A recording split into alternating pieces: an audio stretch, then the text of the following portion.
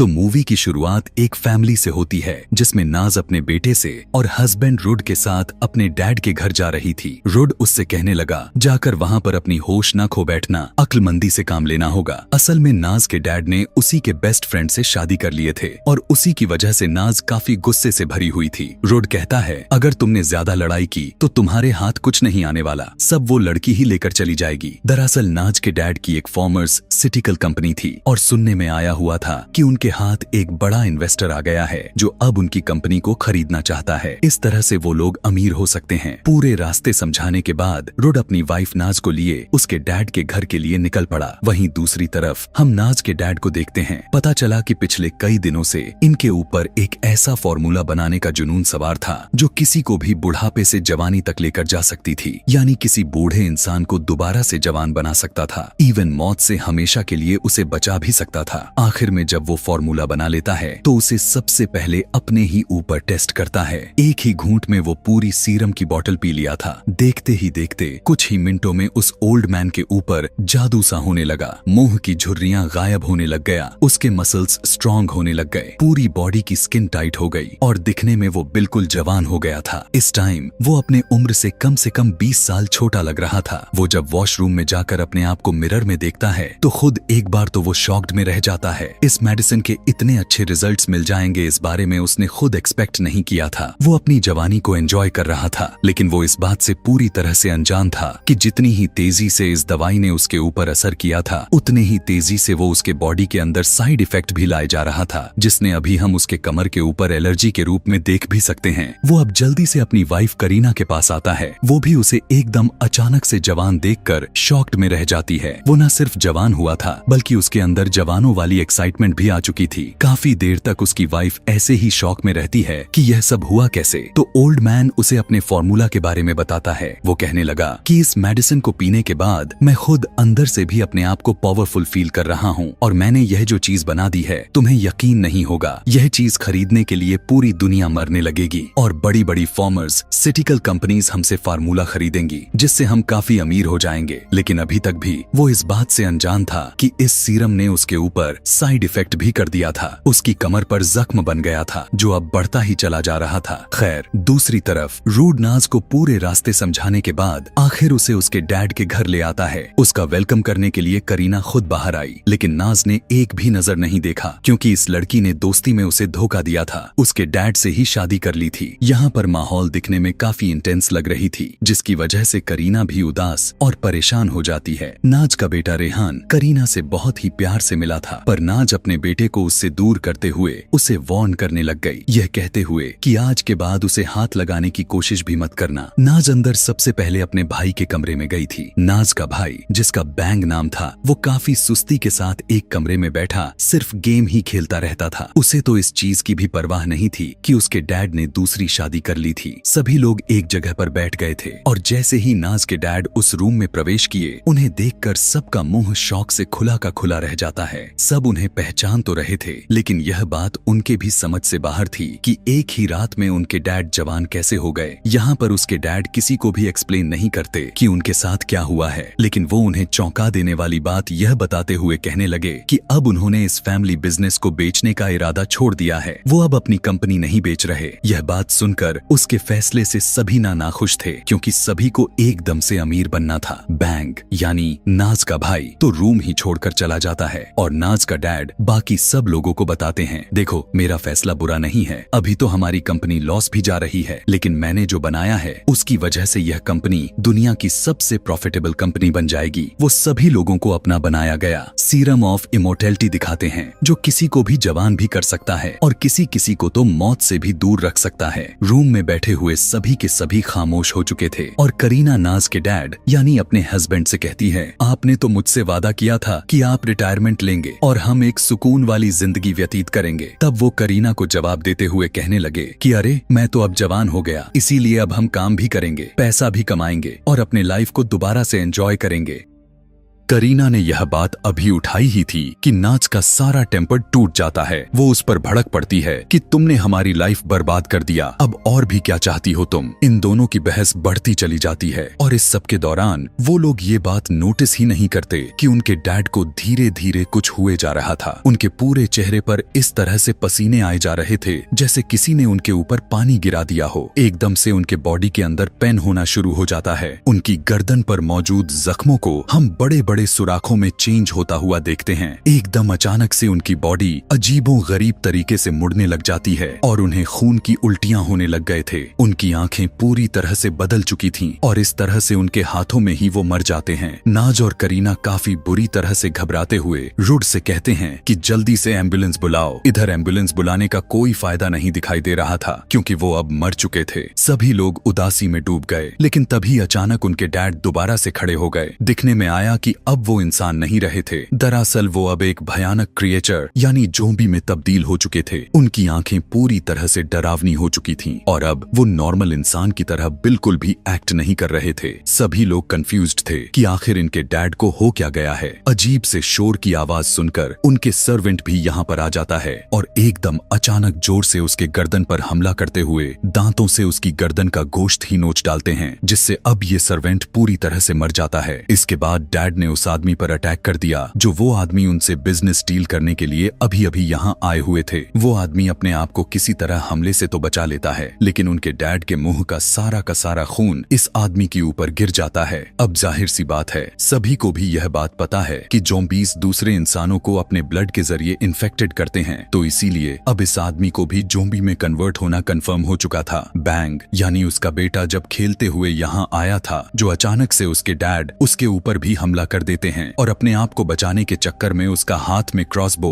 जिसे लेकर खेलते हुए यहाँ आया था वो अचानक से चल जाता है और उनके डैड के चेहरे से होते हुए दिमाग को चीर कर बाहर निकल गया था और दिमाग में तीर घुसने की वजह से यहाँ ज़ॉम्बी बने डैड मर जाते हैं। अभी तो इनकी जान सिर्फ एक ही ज़ॉम्बी से बचा हुआ था, लेकिन बाकी सारा खतरा तो इनके ऊपर मंडराए जा रहा था। वही इन्वेस्टर जो डील करने के लिए आया हुआ था वो जाकर अपनी गाड़ी में बैठ जाता है, जबकि रुड उन्हें जाने से रोकने लगा। दूसरी तरफ बैंक को इस बात का रिग्रेट होने लग गया था कि उसने अपने ही डैड की जान ले ली। इसी पछतावे में वो भागकर कार में बैठ जाता है। यह देखकर नाज उसकी बहन उससे संभालने के लिए जाती है। इधर अंदर दिखाया गया वही सर्वेंट जो अभी अभी जिसे नाज के डैड नोच नोच कर मार दिया था, वो भी अब ज़ॉम्बी बनकर जिंदा हो चुका था। घर में मौजूद तीनों लोग उसे देखकर डर जाते हैं और यह ज़ॉम्बी बना हुआ सर्वेंट एक दूसरी सर्वेंट पर अचानक से हमला कर देता है। पहले उसके बाजू पर बाइट किया और फिर उसकी गर्दन पर बाइट करते हुए उसे भी मारते हुए ज़ॉम्बी बना देता है। सीन कट होकर हमें दोबारा नाज और बैंक को दिखाया गया। नाज जब कार के अंदर बैंक को हौसला ही दे रही थी कि तभी अचानक से उनके ठीक पीछे से कुछ अजीब आवाजें सुनाई देने लग गईं। देखने को मिला कि एक और लड़की जो कि ज़ॉम्बी बन चुकी थी वो दूसरी लड़की के ऊपर हमला कर रही थी। नाज जल्दी कार से उतरकर जैसे ही उसे देखने के लिए जाती है तब वही लड़की उसी के ऊपर हमला करने के लिए बढ़ जाती है। बैंक अपने बहन को बचाने के लिए उस ज़ॉम्बी के ऊपर गाड़ी चढ़ा देता है, जिससे उस ज़ॉम्बी लेडी की बॉडी काफी दर्दनाक तरीके से क्रश हो जाती है, लेकिन इसके बावजूद भी वो ज़ॉम्बी जीवित दिखाई दे रही थी। अब घर में कोई बचा था तो वो थे करीना, रुड, उसका बेटा और एक सर्वेंट जो अपने आप को बचाने के लिए इस घर से भागने की कोशिश करते हैं। इधर नाज जैसे ही अपने बेटी को लेने के लिए घर के अंदर आई तो उसने देखा कि अब तो घर में कोई भी नहीं था कि तभी उसी टाइम घर के अंदर एक और ज़ॉम्बी गर्ल उन्हें मारने काटने के लिए इनके ऊपर हमला करने आगे बढ़ चली थी। इधर कार के अंदर उस इन्वेस्टर को दिखाया गया जो वो भी पूरी तरह ज़ॉम्बी में बदल गया था।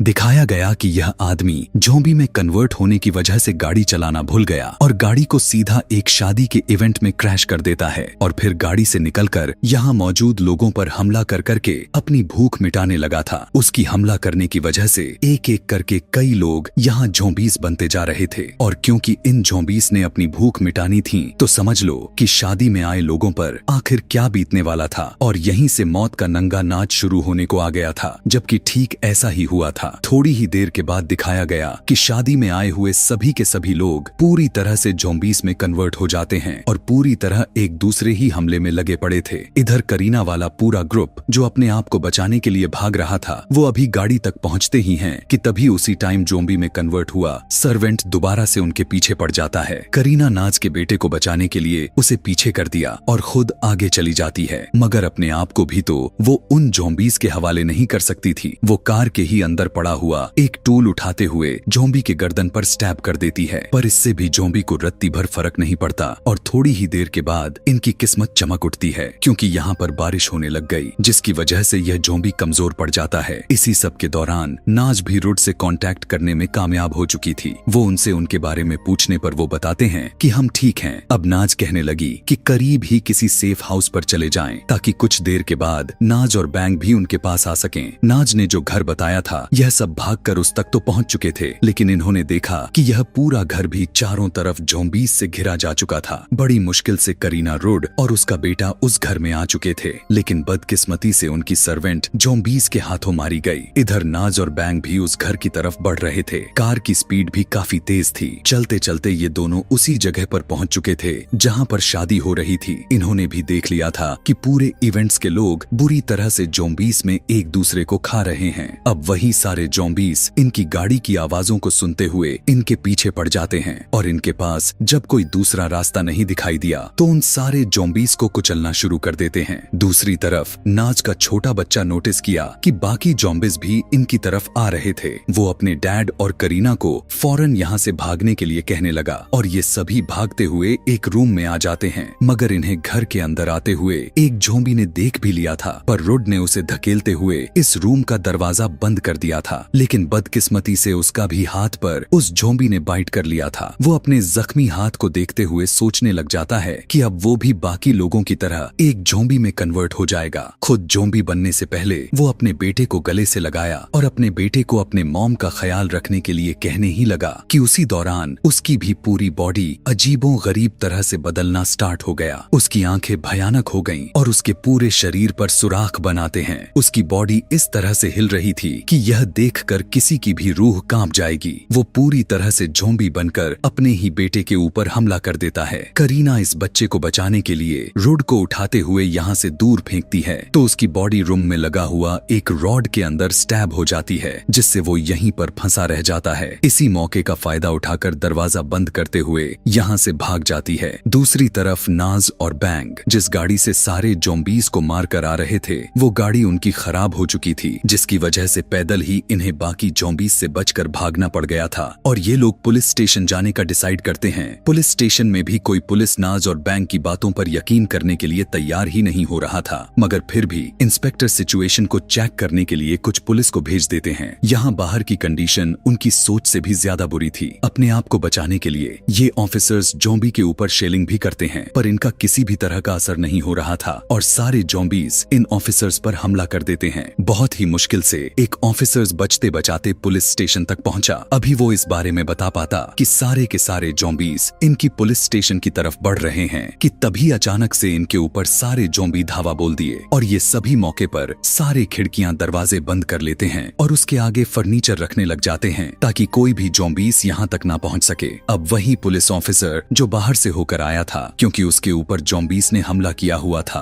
कुछ ही देर में वो भी ज़ॉम्बी में बदल जाता है और यहाँ एक दूसरे ऑफिसर के ऊपर हमला कर देता है। ये लोग उससे बचने के लिए उसे जबरदस्ती लॉकर में कैद कर देते हैं। जो ऑफिसर्स यहाँ पर बचे थे बाकी पुलिस स्टेशन से कांटेक्ट करते हुए उन्हें इस सिचुएशन के बारे में बताने की कोशिश कर रहे थे, लेकिन दूसरे स्टेशन से उनका कांटेक्ट ही नहीं हो पाता। जबकि यहाँ पर नाज के पास करीना कॉल किया और बताने लगी कि उनके साथ के सभी लोग ज़ॉम्बी बन चुके हैं और बस वो और उसके बेटे ही सुरक्षित हैं। नाज अपने बेटे को हौसला रखने के लिए कहती है और साथ ही अपने बेटे का भी ख्याल रखने की जिम्मेदारी देती है। इधर पुलिस ऑफिसर्स पुलिस के छत पर आकर देखते हैं कि बाहर ज़ॉम्बीज़ ने पूरी तरह काफी खतरनाक तरीके से तबाही मचाई हुए थे। वो बैंग और नाज से साथ देने के लिए कहते हैं, कहने लगे कि हमें इन ज़ॉम्बीज़ से लड़ना होगा।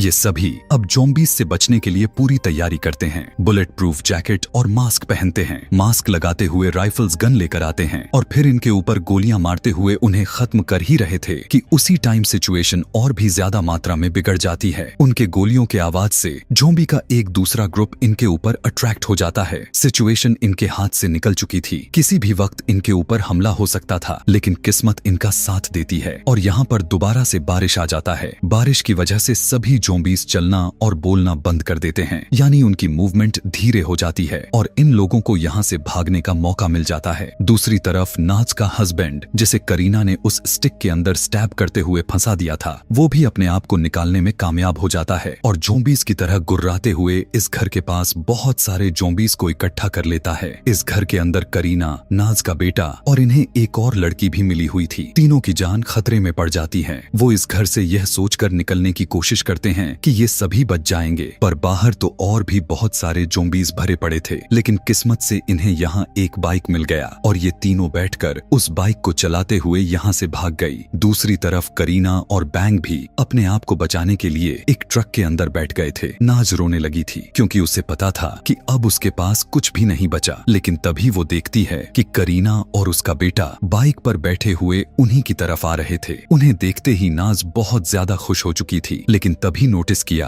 कि बहुत सारे ज़ॉम्बीज़ उसके पीछे आ रहे थे। सभी ज़ॉम्बीज़ को मारने के लिए वो अपना ट्रक को उनके ऊपर चढ़ा देती है, जिससे काफी सारे ज़ॉम्बीज़ तो उसी टाइम पर मर गए थे। लेकिन काफी सारे ज़ॉम्बीज़ इस ट्रक के आसपास ही जुड़ गए थे। लेकिन तभी पता चला कि इनकी ट्रक की ब्रेक्स ही फेल हो गई हैं और बैंक पुलिस स्टेशन में कॉल करके बताया कि बाहर ज़ॉम्बीज़ की सिचुएशन और भी ज्यादा मात्रा में खराब हो चुकी है और हम अपने आप को बचाने के लिए पुलिस स्टेशन की तरफ ही बढ़ रहे हैं। अभी वो बात कर ही रहे थे कि उनसे यह ब्रेक फेल हुआ, ट्रक कंट्रोल नहीं होता और जाकर इसी बिल्डिंग के अंदर क्रैश हो जाता है। सभी लोग इस ट्रक के अंदर से तो निकल चुके थे, लेकिन सबसे बुरी बात यह बन गई कि बैंक की टांग इसी ट्रक के अंदर फंस गया। उसी टाइम बाहर से सभी ज़ॉम्बीज़ इनके ऊपर हमला कर देते हैं और ना चाहते हुए भी ये काफी सारे ज़ॉम्बीज़ का शिकार हो जाते हैं। एक ऑफिसर यहाँ पर था जो अभी तक ज़ॉम्बीज़ का शिकार तो नहीं हुआ था, लेकिन इस मुश्किल घड़ी में अपने आप को बचाने की बजाय नाज और करीना से कहता है कि आप लोग यहाँ से भाग जाओ। लेकिन नाज भी उन्हें छोड़कर यहाँ से जाने वाली बिल्कुल भी नहीं थी। वो यहाँ ज़ॉम्बीज़ से लड़ती है और इसी सारी लड़ाई के बीच उसका भी बाजू बुरी तरह से जख्मी हो जाता है, जिसका मतलब था कि वो भी ज़ॉम्बी में कन्वर्ट हो जाएगी। लेकिन अभी तक वो उस बात से अनजान थी। यहाँ मौजूद ऑफिसर इन सभी को यहाँ से चले जाने को कहने लगा था। वो जानता था कि ज़ॉम्बीज़ जलने से मर जाते हैं, इसीलिए इन तीनों को इस पुलिस स्टेशन से निकालकर वो अपनी जान की कुर्बानी देते हुए यहाँ पर एक काफी जोरदार धमाका कर लेता है। सभी ज़ॉम्बीज़ जो उस पुलिस स्टेशन के आसपास मौजूद थे,